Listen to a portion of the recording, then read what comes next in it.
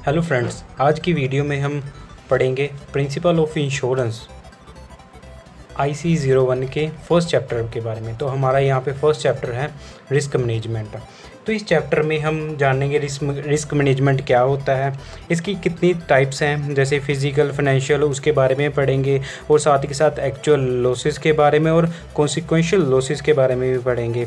और इसको मैनेज करना है, कैसे करना है, उसकी टेक्निक्स जानेंगे और उसको कैसे रिड्यूस करना है वो देखेंगे। ठीक है, तो हमारे लर्निंग ऑब्जेक्ट्स क्या है कि हम इस चैप्टर में क्या क्या पढ़ने वाले हैं। तो हमारा फर्स्ट है कि हम इसमें रिस्क का मीनिंग जानेंगे, कितनी तरह का होता है रिस्क वो देखेंगे, और साथ ही साथ रिस्क को एनालाइज कैसे करना है और मैनेज कैसे करना है उसकी टेक्निक्स के बारे में भी सीखेंगे। और साथ थर्ड हमारा रहेगा कि हम इंडिविजुअल पर रिस्क रिटेंशन के बारे में समझेंगे। तो यहाँ पे हमारा फर्स्ट है पैरल। पैरल क्या है? Parallel is a cause of loss. जो लॉस है, जो डैमेज है, उसका कारण पैरल, उसको पैरल कहते हैं। ये कारण कुछ भी हो सकता है जो डैमेज करता है, उसको पैरल कहा जाता है। Anything that causes the loss is parallel.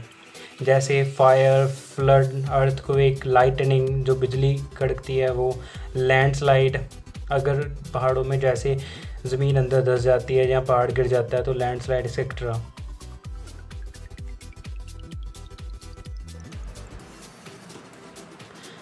अभी life is very uncertain, life uncertain है। अभी किसी पर्सन की डेथ भी हो सकती है किसी अनफॉर्चुनेट कारण के कारण, या कुछ हमारी लाइफ दौरान कुछ घटना वापर सकती है ना। और हमारे एसेट्स हैं जैसे कार, घर या मकान या फैक्ट्री या हमारा बिजनेस, वो डिस्ट्रॉय हो सकता है या काम करना बंद कर सकता है किसी एक्सीडेंट के कारण। ठीक है, तो इसलिए हमें पूरी लाइफ के लिए तो एसेट्स को इंश्योर्ड करना बहुत ही ज़रूरी है। इंश्योरेंस का क्या काम है? अभी इंश्योरेंस एसेट को प्रोटेक्ट नहीं करती, ठीक है, और ना ही इसको जो पैरल के द्वारा लॉस होने वाले हैं उसको प्रिवेंट भी नहीं करती। ठीक है, तो पैरल को उसके इंश्योरेंस के द्वारा अवॉइड भी नहीं किया जा सकता। तो इंश्योरेंस क्या करती है? इंश्योरेंस का क्या काम है? इंश्योरेंस ओनली ट्राइज, वो कोशिश करती है कि जो इम्पैक्ट है ओनर या बेनिफिशियरी के ऊपर, उसके एसेट का लॉस हुआ है, उसके इम्पैक्ट को, फाइनेंशियल लॉस को रिड्यूस करती है।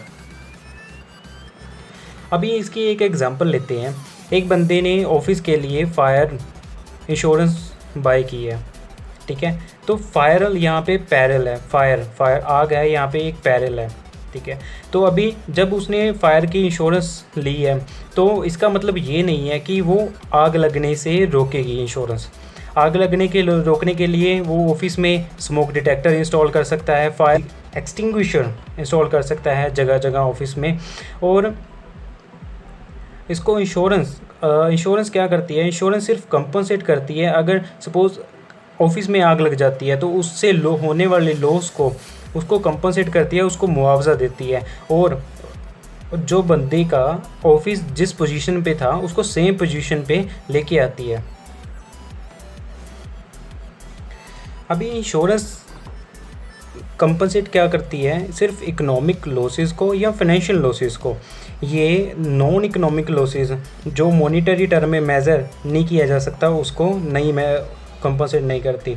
जैसे डेथ ऑफ अ पर्सन, किसी की अगर डेथ हो जाती है। अभी नॉन इकोनॉमिक लॉसेस क्या है? नॉन इकोनॉमिक लॉसेस हैं लव हो गया, प्यार हो गया, अफेक्शन हो गया, फैमिली के रिगार्डिंग सेंटिमेंटल अटैचमेंट्स। ठीक है, क्रिएटिविटी बंदे की, इसको मॉनिटरी टर्म में मेज़र नहीं किया जा सकता।